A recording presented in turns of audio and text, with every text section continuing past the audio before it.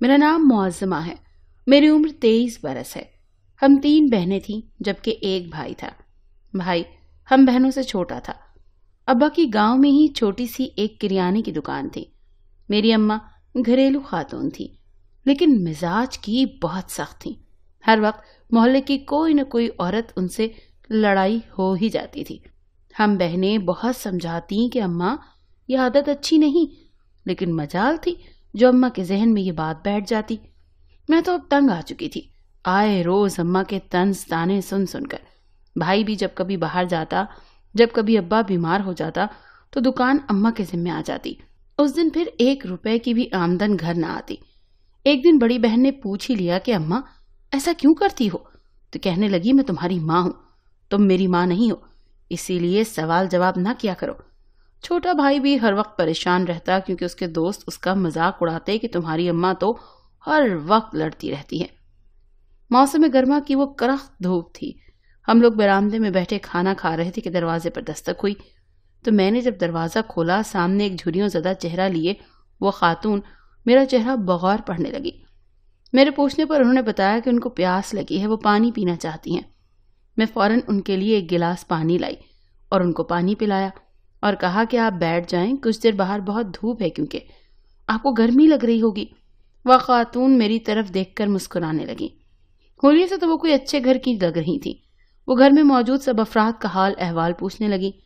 میں بھی ان کو بتاتی رہی کہ ہمارے گھر کے حالات ایسے ہیں. مجھے بالکل بھی اندازہ نہیں رہا کہ میں ایک اجنبی عورت کو اپنے گھر کا حال بتا رہی ہوں. کچھ دیر تک ان سے بات چیت کی اور پھر ووٹ کر چلی گئی. میں بھی یہ قصہ بھول کر اپنی روزمرہ کی زندگی میں مشغول ہو گئی. ہم بہنیں صبح فجر کے وقت اٹھتی، نماز ادا کرتی اور گھر کے کام کاج میں لگ جاتی. بڑی بہن گھر میں کچھ بچوں کو پڑھاتی تھی، چھوٹی سلائی کڑھائی کا کام کرتی تھی اور میں گھر کی صفائی وغیرہ. بھائی اسکول کے گاؤں میں ہی قریبی اسکول میں پڑھتا تھا. اماں سارے محلے کی ٹو میں لگی رہتی تھی اور ابا اپنی دکان پر چلے جاتے تھے. ساتھ والے گاؤں سے بڑی بہن کے لیے ایک رشتہ آیا. لڑکا باہر کے ملک میں رہتا تھا. ابا کو وہ لوگ کافی پسند آئے. وہ دیکھنے میں بھلے لگتے تھے، اسی لیے باجی کے رشتے کے لیے ہاں کر دی. اس طرح باجی کی منگنی ہو گئی. لڑکا 2 ماہ بعد ہی باہر سے واپس آ گیا اور یوں باجی کی شادی بھی ہو گئی. وہ اپنے گھر میں بہت خوش تھی. کبھی کبھار گھر کا چکر لگاتی تو چہرے سے ہی خوشی پھوٹتی. اماں باجی کو دیکھ کر دل ہی دل میں خوش ہوتی، اسے دعاؤں سے نوازتی اور خوب سمجھاتی. محلے میں بھی اماں اپنی تعریفیں کرتے نہ تھکتی تھی کہ انہوں نے اپنی بیٹی کو بہت گن سکھائے ہیں، کبھی سسرال سے مار نہیں کھائے گی. گاؤں کی عورتیں بھی باجی کی قسمت پر رشک کرتی. ابا لاکھ سمجھاتے کہ نسرین یوں بیٹی کی خوشیوں کا ڈھنڈورا نہ پیٹا کرو، نظر لگ جائے گی. پر اماں مجال ہے جو اپنی بات سے 1 انچ بھی ہلتی. اسی طرح وقت گزرتا رہا. موسم اپنی تبدیلی دکھاتے رہے. باجی کی شادی کو 6 ماہ ہو گئے. مجھے گاؤں میں ایک پرائمری اسکول تک کا تھا، وہاں ماہانہ 3000 تنخواہ پر رکھ لیا گیا. میں بھی بخوشی چلی گئی. چلو اب دوسری بہن کی شادی کا کچھ انتظام کرنے میں پیسے معاون ثابت ہوں گے. آہستہ آہستہ دن گزر رہے تھے. صبح اسکول جاتی اور دوپہر کو واپسی ہوتی. میرے اسکول جانے سے پہلے ہی ابا دکان پر ہوتے.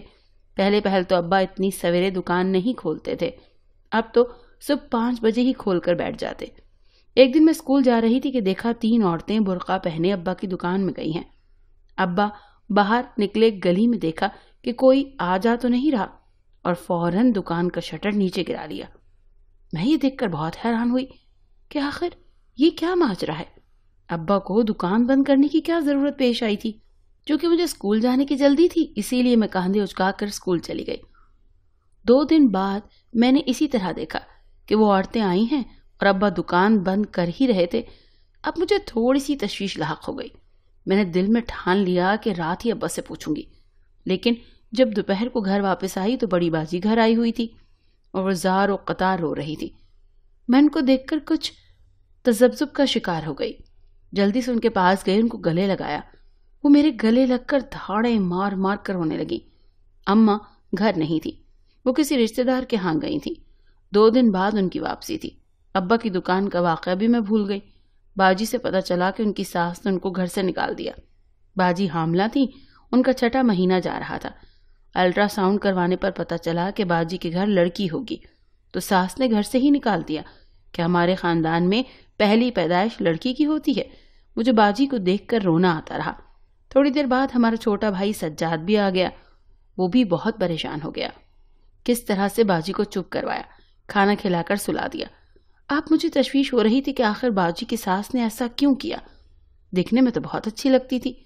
رات کو ابا بھی باجی کا حال دیکھ کر پریشان ہو گئے لیکن چپ رہے۔ اگلی صبح اماں بھی آ گئیں۔ آتے ہی باجی گلے لگ کے رونا شروع ہو گئی اور سارا قصہ بتایا۔ اماں نے تو فوراً سسرال جانے کی تیاری کرنے لگی، لیکن ابا نے منع کر دیا کہ تم وہاں جا کر سوائے ہنگامے کے کچھ نہیں کرو گی۔ ایسی باتیں تسلی سے سنی اور کی جاتی ہیں۔ رات کو اس کے شوہر سے میں خود بات کروں گا، لیکن نسرین یاد ہے نا آج سے 10 سال پہلے تم نے کیا کیا تھا؟ ابا یہ کہہ کر چلے گئے۔ میں ابا کی بات بغور سن کر سمجھنے لگی کہ ایسا اماں نے کیا کیا تھا جو یہ ہوا۔ اماں مجھے سوچ میں پڑا دیکھ کر گھورنے لگی اور ساتھ ہی مجھ پر لان تان کرنے لگی۔ چھوٹی بہن برتن صاف کرنے میں مصروف تھی۔ میں نے اسکول کی تیاری کی اور چلی گئی۔ آج پھر ابا کی دکان پر وہی ہوا۔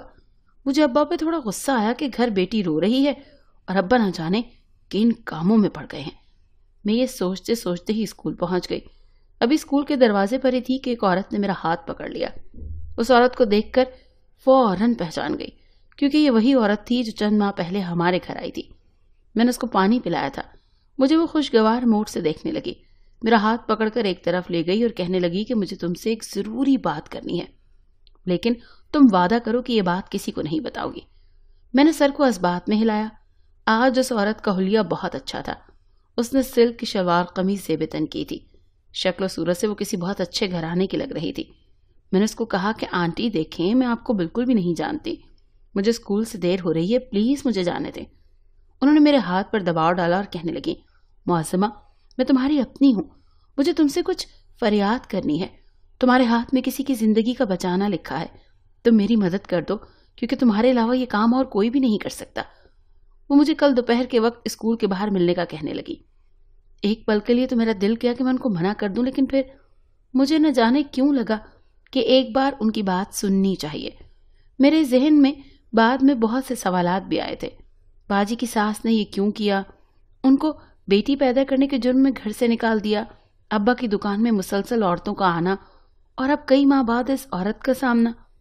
میں نے ان سے ملنے کی حامی بھر لی اور پھر اسکول چلی گئی۔ سارا دن میں غائب دماغی سے کام لیتی رہی۔ گھر آ کر بھی بس یہی سب سوچتی رہی۔ ابا اور سجاد باجی کے شوہر سے ملنے چلے گئے۔ جب واپس آئے تو ان کے چہرے پر مایوسی تھی، جس کا مطلب صاف واضح تھا کہ وہ خالی ہاتھ لوٹ آئے ہیں۔ ساری رات ابا اماں کا جھگڑا ہوتا رہا۔ وہ ان کو کہتے رہے کہ یہ سب تمہاری غلطی کا نتیجہ ہے۔ صرف اسکول سے واپسی پر وہ عورت باہر میرا انتظار کر رہی تھی۔ وہ مجھے لے کر 7 بنی کچی حویلی میں آ گئی اور پھر انہوں نے مجھے کچھ ایسا بتایا کہ میرے پیروں تلے سے زمین ہی نکل گئی۔ انہوں نے بتایا کہ وہ میری سگی ممانی ہے۔ آج سے 10 سال پہلے بیٹی کی پیدائش میری ماں یعنی کہ ان کی ننند نے ان کو گھر سے نکال دیا تھا۔ اماں نے ممانی کو طلاق تک دلوانے کی کوشش کی، لیکن ماموں نے طلاق نہیں دی۔ مجھے ممانی کی بات سن کر بہت رنج ہوا۔ اماں ایسے کیسے کر سکتی ہیں؟ مزید ممانی نے بتایا کہ اب وہ 2 بیٹوں کی ماں ہیں۔ ماموں نے ان کو الگ گھر میں رکھا ہے۔ ہم لوگ تو کبھی اپنے ننیحال گئے ہی نہیں، نہ اماں لے کر جاتی تھی، اسی لیے کسی کے متعلق علم ہی نہیں تھا۔ ممانی میری بہن کے متعلق پوچھنے لگیں کہ اس کو گھر آئے اتنے دن کیوں ہو گئے ہیں۔ میں نے حیرانگی سے ان کی جانب دیکھا کہ آپ کو کیسے پتا؟ تو انہوں نے بتایا کہ میری باجی کا رشتہ ان کی بڑی بہن کے گھر ہوا ہے۔ ممانی کی بہن نے ان کو اسی لیے گھر سے نکالا تھا کیونکہ 10 سال پہلے یہ سب ان کی اپنی بہن کے ساتھ ہوا تھا۔ وہ صرف اماں کو سکھانا چاہتی تھی کہ ان کو غلطی کا احساس کروانا چاہتی تھی۔ میں روتی ہوئی گھر واپس آ گئی۔ گھر آ کر بھی بغیر کسی سے بات کیے چپ چاپ لیٹ گئی۔ ساری رات مجھے اماں کا سوچ سوچ کر رونا آتا رہا۔ صبح جسم میں تھوڑی سی حرارت محسوس ہو رہی تھی۔ اسکول جانے کو بھی دل نہیں کیا۔ میں کافی دیر تک سوچتی رہی، پھر اٹھ کر کپڑے بدلے، باجی کو ساتھ لیا اور ان کے سسرال چلی گئی۔ باجی کی ساس اور شوہر صحن میں ہی بیٹھے تھے۔